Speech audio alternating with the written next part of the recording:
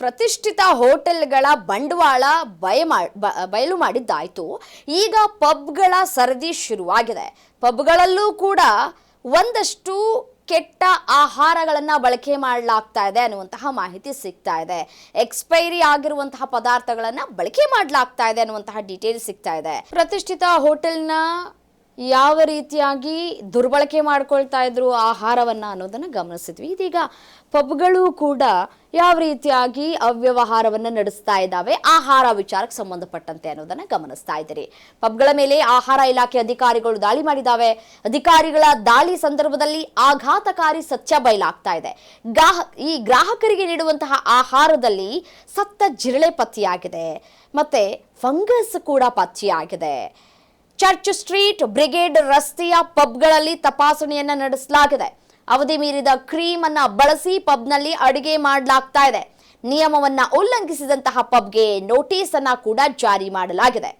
ನೋಡಿ, ಈ ದಾಳಿಲಿ church ಸ್ಟ್ರೀಟ್ನ peg and bottles ಪಬ್ನಲ್ಲಿ ಗಂಭೀರ ಅವ್ಯವಸ್ಥೆ ಪತ್ತೆಯಾಗಿದೆ. ಅಧಿಕಾರಿಗಳು ಅವಧಿ ಮೀರಿದಂತಹ ಆಹಾರ ಪದಾರ್ಥಗಳು, ಫಂಗಸ್ ಬಂದಂತಹ ಮಶ್ರೂಮ್ಗಳು, ಎಕ್ಸ್ಪೈರಿ ಆಗಿರುವಂತಹ ಕ್ರೀಮ್ಗಳು, ನೋಡಿ ಯಾವ ರೀತಿಯಾಗಿ ಮತ್ತೆ ಈ ಮೀನಿನ ಪದಾರ್ಥಗಳನ್ನ ಕೂಡ ಬಳಕೆ ಮಾಡಿದ್ದಾರೆ. ಫೆಬ್ರವರಿಯಲ್ಲಿ ಅವಧಿ ಮುಗಿದಿದೆ. ಕ್ರೀಮ್ ಅಡುಗೆಗೆ ಆ ಒಂದು ಕ್ರೀಮನ್ನೇ ಬಳಕೆ ಮಾಡ್ಕೊಳ್ತಾ ಇದ್ದಾರೆ. ಇವಾಗ ಯಾವ ತಿಂಗಳಲ್ಲಿದ್ದೀವಿ? ಆಗಸ್ಟಲ್ಲಿ ಇದ್ದೀವಿ ನಾವು. ಫೆಬ್ರವರಿಯಲ್ಲಿ ಎಕ್ಸ್ಪೈರ್ ಆಗಿದೆ. ಬೇಬಿ ಕಾರ್ನ್ ಪ್ಯಾಕೆಟ್ಗಳಲ್ಲಿ ಕೀಟಗಳ ಪತ್ತೆಯಾಗಿದೆ. ಅವಧಿ ಮೀರಿ ಗಬ್ಬೆದ್ದು ನಾರ್ತಾ ಇರುವಂತಹ ಮಶ್ರೂಮ್ಗಳ ಶೇಖರಣೆ ಮಾಡ್ಕೊಂಡಿಟ್ಟಿದ್ದಾರೆ. ನೋಡಿ, ಮಶ್ರೂಮ್ ಅನ್ನ ನಾವು ಫ್ರೆಶ್ ಆಗಿದ್ದಾಗಲೇ ಬಳಕೆ ಮಾಡ್ಕೊಳ್ಬೇಕು. ಇನ್ ಕೇಸ್ ಅದೇನಾದರೂ ಎಕ್ಸ್ಪೈರಿ ಆಯಿತು ಅಂತಂದ್ರೆ ಅದನ್ನು ಬಳಕೆ ಮಾಡಿದ್ರೆ ನಮ್ಮ ಜೀವವೇ ಹೋಗುತ್ತೆ ಅನ್ನೋದು ಗೊತ್ತಿರುವಂತಹ ವಿಚಾರ. ಆದರೂ ಕೂಡ ಹೇಗೆ ಅನ್ನೋದು ಗೊತ್ತಾಗ್ತಾ ಇಲ್ಲ.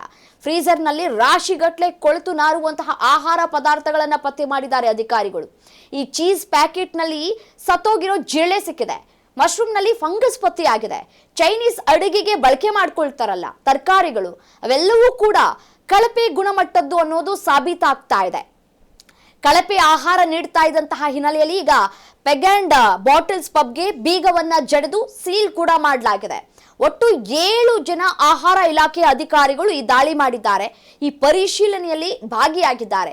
ಕಿಚನ್ನಲ್ಲಿ ಯಾವುದೇ ರೀತಿಯಾದಂತಹ ಶುಚಿತ್ವ ಅನ್ನೋದನ್ನ ಅವ್ರು ಕಾಪಾಡಿಕೊಂಡಿಲ್ಲ. ಆಹಾರ ಪದಾರ್ಥಗಳಲ್ಲಿ ಜಿರಳೆಗಳು ಪತ್ತೆಯಾಗ್ತಾ ಇದ್ದಾವೆ, ಕೀಟಗಳು ಪತ್ತೆಯಾಗ್ತಾ ಇದ್ದಾವೆ. ಏನ್ ಮಾಡ್ತಾ ಇದ್ದಾರೆ? ಕೆಲವೊಂದಿಷ್ಟು ಆಹಾರ ಪದಾರ್ಥಗಳು ಎಕ್ಸ್ಪೈರ್ ಆಗೋಗ್ಬಿಟ್ಟಿದೆ, ಆದರೂ ಕೂಡ ತಲೆ ಕೆಡಿಸ್ಕೊಂಡಿಲ್ಲ. ಅವಧಿ ಮೀರಿದಂತಹ ಹಾಲ್ ಪತ್ತೆಯಾಗಿದೆ. ಮೊಸರಿನ ಪ್ಯಾಕೆಟ್ಗಳು ಕೂಡ ಪತ್ತೆಯಾಗಿದೆ. ನೋಟಿಸ್ ಅನ್ನ ಕೊಟ್ಟು ಈಗ ಪೆಗ್ ಅಂಡ್ ಬಾಟಲ್ ಪಬ್ ಅನ್ನ ಸೀಲ್ ಮಾಡಿದ್ದೇವೆ ಅಂತ ಕೂಡ ಹೇಳಿದ್ದಾರೆ. ಒಂದಷ್ಟು ಪಬ್ಗಳಲ್ಲಿ ಮತ್ತಷ್ಟು ದಾಳಿ ಆಗುವಂತಹ ಸಾಧ್ಯತೆಗಳು ಕೂಡ ದಟ್ಟವಾಗಿ ಕಾಣಸಿಗ್ತಾ ಇದೆ. ನಾಳೆ ಮತ್ತೆ ಬರ್ತಾರಂತೆ ಅಧಿಕಾರಿಗಳು. ಮಹಜರ್ ಕೂಡ ಮಾಡ್ತೀವಿ ಅಂತ ಕೂಡ ಹೇಳಿದ್ದಾರೆ. ಬ್ರಿಗೇಡ್ ರಸ್ತೆ ಮತ್ತೆ ಚರ್ಚ್ ಸ್ಟ್ರೀಟ್ಗಳು ಬೆಂಗಳೂರಿನ ಜನಪ್ರಿಯ ರಾತ್ರಿ ಜೀವನ ಮತ್ತೆ ಆಹಾರ ಕೇಂದ್ರ ಬಿಂದು ಕೂಡ ಹೌದು. ಇಲ್ಲಿ ಪ್ರತಿದಿನ ಸಾವಿರಾರು ಸಂಖ್ಯೆಯಲ್ಲಿ ಜನರು ಭೇಟಿ ಕೊಡ್ತಾರೆ. ಇಂತಹ ಕಳಪೆ ಆಹಾರ ತಿಂದು ಅವರ ಆರೋಗ್ಯ ಸ್ಥಿತಿ ಏನಾಗಿರಬಹುದು?